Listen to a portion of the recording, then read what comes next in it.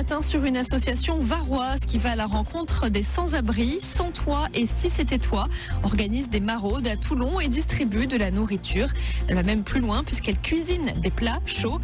Et pour faciliter l'opération, les bénévoles souhaitent mettre en place un food truck. Les précisions de la présidente de l'asso, Myriam Picardel. Nous, on a la chance de récupérer avec l'association des invendus de supermarché, en fait, des produits frais, donc une fois par semaine. On a à peu près 700 kilos et donc on va le distribuer directement dans la rue auprès des plus démunis. On s'est rendu compte que pour les sans-abri, c'était pas évident de leur donner de la viande, des légumes qui peuvent pas en faire grand-chose.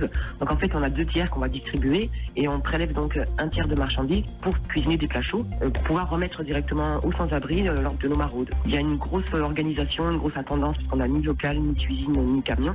Et c'est là que nous est venue l'idée du food truck, en fait, où on pourrait tout centraliser, tout stocker. Et l'association a donc besoin de fonds et a lancé un appel aux dons sur le site litchi.com. Voilà, un food truck pour nourrir les sans-abri. C'est l'idée originale de l'association varoise Sans Toit et Si c'était toi, qui organise des maraudes à Toulon et qui distribue de la nourriture. L'association est donc à la recherche de fonds pour acheter un camion et tout le matériel nécessaire. La présidente de l'association, Myriam Picardel. On fait toujours une entrée, un plat chaud, du fromage et un dessert. Donc on fait tout maison.